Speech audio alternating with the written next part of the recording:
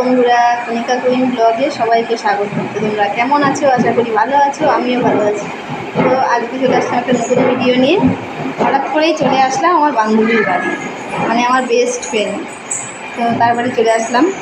সকাল থেকেই ভাবিনি যে আসবো, বাড়িতে মিস্ত্রি এসেছিলো, কাজমাজ চলছিল। হঠাৎ করে গৌরী বললো প্রাইভেট থেকে এসে যে মা দুদিন ছুটি আছে, শনিবার আর রবিবার ছুটি। আচ্ছা ঠিক আছে, তাহলে চল তাহলে ঘুরে আসি। রবিবারে বিকালে ড্রয়িং, তো এই জন্য চলে আসলাম ঘুরতে বান্ধবীর বাড়ি। আর এই দেখো গৌরী, দেখো এটা হচ্ছে আমার বান্ধবীর ছেলে।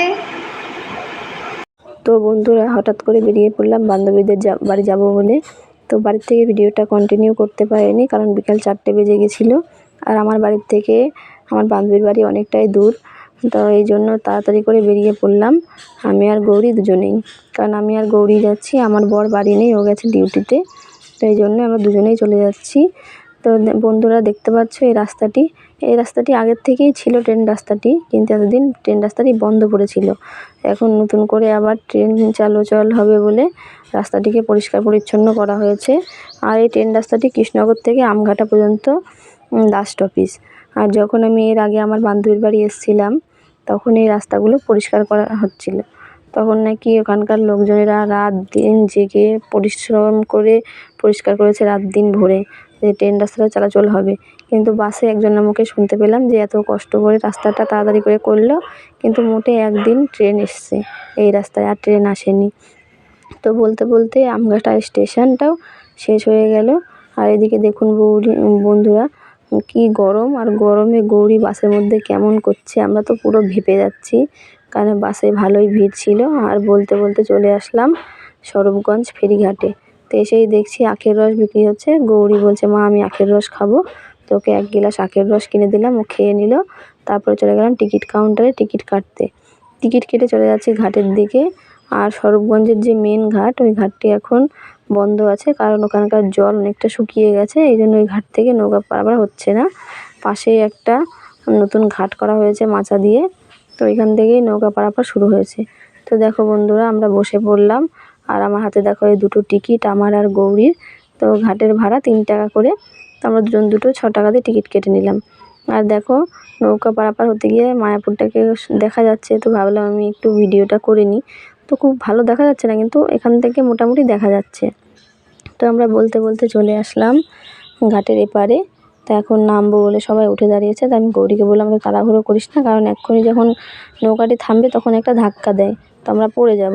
এই জন্য আস্তে আস্তেই আমরা নামলাম এবং নেমে সিঁড়ি দিয়ে উপরে উঠে যাচ্ছি, কারণ টোটো স্ট্যান্ডে যেতে হবে।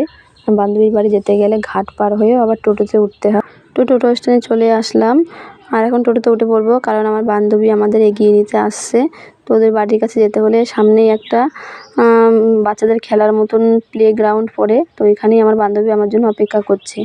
তো টোটোতে উঠেই এসে দেখলাম যে হ্যাঁ, ও পার্কের সামনে দাঁড়িয়ে আছে। তো এসেই গৌরী বললো মা একটু পার্কে খেলা করব। তাই আমার বান্ধবীর ছেলে আর গৌরী দুজনে মিলেই পার্কে একটু খেলে নিল। কারণ আমরা কিন্তু এখনও বাড়ি ঢুকিনি, আমরা দুজন পার্কেই এসেই নেমেছি সোজা। পার্কে একটু খেলাধুলো করিয়ে নিয়ে চলে গেলাম বাড়ি। এখানে এখন আমার বান্ধবী নেই, বান্ধবী গেছে বাইরে দোকানে বাচ্চাদের জন্য খাবার আনতে। আর এই বাড়িতে আমার বান্ধবীর বর আর বান্ধবীর ভাগ্নি আর বান্ধবীর ছেলেই থাকে। ওর শ্বশুর শাশুড়ি কেউ নেই, মারা গেছে। তো একাই থাকে, ওর মন ভালো লাগে না, এই জন্য বারবার বলে শুধু আয় আয়। এই জন্যই আজ হঠাৎ করে চলে আসলাম। চোপড় ছেড়ে হাত মুখ ধুয়ে নাইটি করে নিলাম। বান্ধবী গেলে একটু দোকানে খাবার আনতে, তো আমরা আসলাম, বলতে সন্ধ্যাবেলা কী খাবি, এই জন্য কিছু একটা আনতে গেছে। তো এই হচ্ছে আমাদের বান্ধবীর বাড়ি। তো আমার বান্ধবীর বাড়িটা হচ্ছে দোতলা। ওর শ্বশুর চাকরি করতো, তখন ওর শ্বশুর এই বাড়িটা নিজের হাতে তৈরি করেছিল। তো এইটা হচ্ছে ওদের কিচেন, আর বারান্দায় হচ্ছে ডাইনিং ঘর, বাথরুম। আর নিচের দিকে একটা ঘর আছে, সিঁড়ি দিয়ে নেমে যেতে হয়। আর নিচে হচ্ছে গৌরী আর হচ্ছে খেলা করছে, যমুনার ছেলে। তো গৌরী দেখো উঠে আসছে আমাকে ডাকতে, কারণ আমি বলেছিলাম যে নিচে যাব। সেই জন্য বললো মা আসছো না তো নিচে, তো কখন আসবা। দিয়ে আমরা রেডি হয়ে একদম নিচে নেমে চলে যাচ্ছি একটু বাইরের দিকে, কারণ যমুনা বললো চল কণিকা একটু চপ খেয়ে আসি। তাই চলে আসলাম চপের দোকানে। দিয়ে এসে বলছে কোন চপ খাবি, আমি তোর যেটা ইচ্ছে সেটা নে। ও বললো আমাদের এখানে এই ডালের বড়া স্পেশাল। তো আমার হাতেও 4-5টা ডালের বড়া কিনে ধরিয়ে দিল, কারণ আমার বান্ধবীর শরীর খারাপ বলে ও তো তেলে ভাজা খুব একটা বেশি খায় না। ও বললো তুই খা, আমি তো এগুলো কতই খাই, তো স্পেশাল বড়া তুই খা। তো এই জন্য বড়া খেতে খেতে বাড়ির দিকে রওনা দিলাম। কিন্তু ওদের বাড়ি ঢুকতেই সামনেই ছিল একটা শপিং মল রাঙামাটি বলে। ওই শপিং মলে একটু ঢুকলাম যে কি আছে দেখতে। কারণ আমি এর আগে শপিং মলে ঢুকেছি, কিন্তু আমি অতটা শপিং মলে তো যাই না। ও বলল চল তার দুটো পপকর্ন নিয়ে যাই। তো এই জন্য শপিং মলে ঢুকে পপকর্ন খুঁজতে শুরু করলাম। আর এই জন্য ভিডিওটাও একটু করে নিলাম তোমাদের সাথে শেয়ার করার জন্য।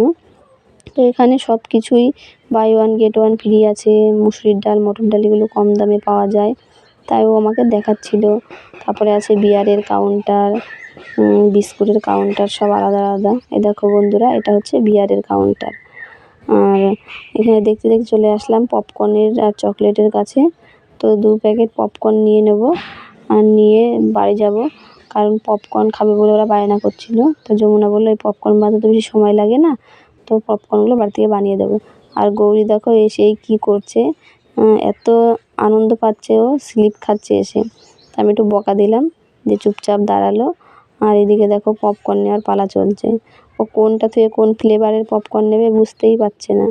তো একটা গোল্ডেন ফ্লেভার আর একটা হচ্ছে বাটার ফ্লেভারের পপকর্ন নিয়ে আর 2 প্যাকেট বিস্কুট নিয়ে সরাসরি চলে আসলাম বাড়ির দিকে। তো বাড়ির দিকে যাব বলে ভাবছিলাম, তা আবার ঘুরে যাচ্ছে পাউরুটি কেনার জন্য। তা আমি বললাম আর কিছু কিনিস না। তারপর আবার 2টো চকলেট নিয়ে চলে আসলো। আর বাড়ি এসেই বসে পড়লাম তারপরে চপ মুড়ি খেতে, কারণ যে চপগুলো নিয়ে এসেছিলাম, এদিকে আবার যমুনার ভাগ্নির বোন নিয়ে এসেছিলো সিঙ্গারা। তো চপ মুড়ি খেয়ে নিয়ে আসলো আইসক্রিম, ওর ভাগ্নি বানিয়েছিল।